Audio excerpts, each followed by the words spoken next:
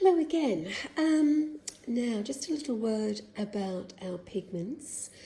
As we know, nothing is uniform, so depending on the light and the shade and the type of day it is, the climate, the type of shrub or animal for that matter, everything has multiple different colours in it.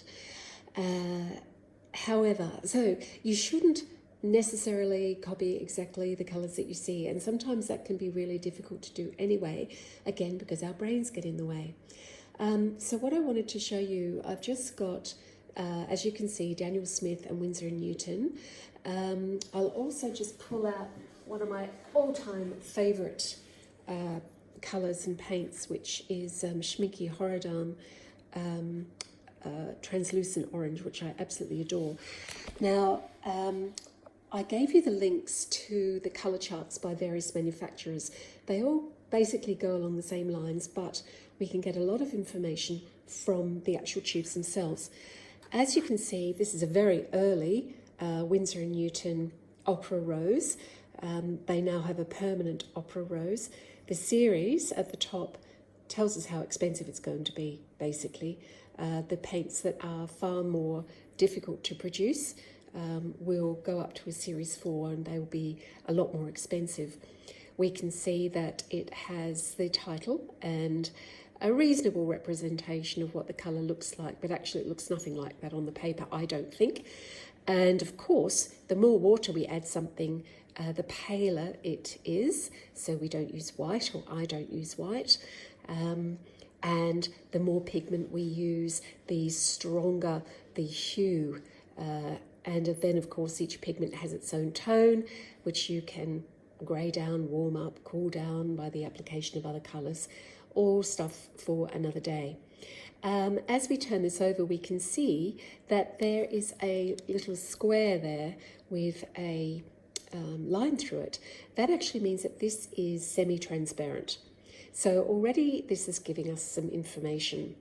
Opera Rose has been known to be a fugitive colour, which means that it doesn't do well in light. As we turn this over, we can see that it conforms to a standard. And then we have the pigment, fluorescent dye resin-based pigment, quinacridone. So this Opera Rose is actually a quinacridone. Quinacridone are the longest lasting pigments there are. And every single pigment used by every manufacturer has its own number, in this case PR122. When manufacturers mix pigments together, you might see 1, 2, 3 or more of those pigment numbers, but they all mean exactly the same pigment, irrespective of the manufacturer. So that is Opera Rose by Winsor & Newton. Now, Winsor & Newton then went and changed their presentation, and here is their new presentation. This is quinacridone magenta. Again, one of the quinacridones, extremely light, sensitive, and this has a lot more information on it. It says that the permanence is A, meaning that it is as permanent as you can possibly get. It's a Series 3, so it's relatively expensive. Most of the quinacridones are. It's 14 mil. As we turn this over, we can get some more information, and we can see that this has a completely empty box, meaning that this is a transparent colour. We can layer it up and do all sorts of wonderful things. This particular one was made in France, and there is the pigment PR122. If we come back to this Opera Rose, we can see that we have PR122, made from exactly the same beast. Obviously different batch, but same colour. Quinacridone magenta, Opera Rose, PR122, and where did I have that? PR122. Same paint, different name. Okay, now we have Daniel Smith. Daniel Smith are doing amazingly wonderful things. They have Primatech colours, of which this is one, because it is made from an actual stone that's been crushed up. Rhodonite, genuine. So most of these will be semi-transparent, but they also usually sedimenting because they've still got the crushed up article inside them. Again, a representation of the colour that you're going to look at. Really doesn't look a lot like that in the palette. As we turn it over, we can see Series 2. So not too expensive. Light fastness 1, which is excellent. That means that it is going to perform very, very well under light, and managed to absolutely obscure the other information. However, it says genuine rhodonite with a gum arabic solution. Most watercolours, or at least artist grade, professional grade watercolours, have a gum arabic solution in them as well. So that's Daniel Smith. Here's another one which doesn't have quite as much damage to it. Quinacridone Rose. Excuse me. As we turn that over, we can see Series 2, the light fastness. As we come down, we now see the pigment Quinacridone Rose, Quinacridone PV19. Now, we had Quinacridone Magenta before, which was a completely different number. This one tells you it's a quinacridone and it's a PV19 with a gum arabic solution, conforming to standards. Here's a quinacridone coral. And again, as we roll this over, we can see Series 2, very light fast. I managed to obscure most of this again, but you can see it's quinacridone PR209 with a gum arabic solution.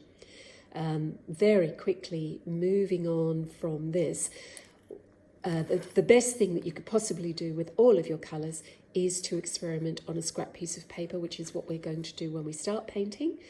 So that we can see what they look like. And I would highly recommend that as you build your palette of colours, you actually create your own colour chart so that you can see at a glance, until you get sufficient experience, you can see at a glance exactly how that that pigment's going to perform when it's on the paper, depending on how much water you apply or not.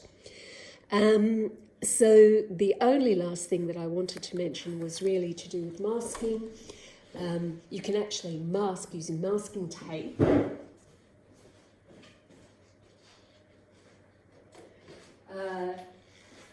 And then you can also mask using masking fluid.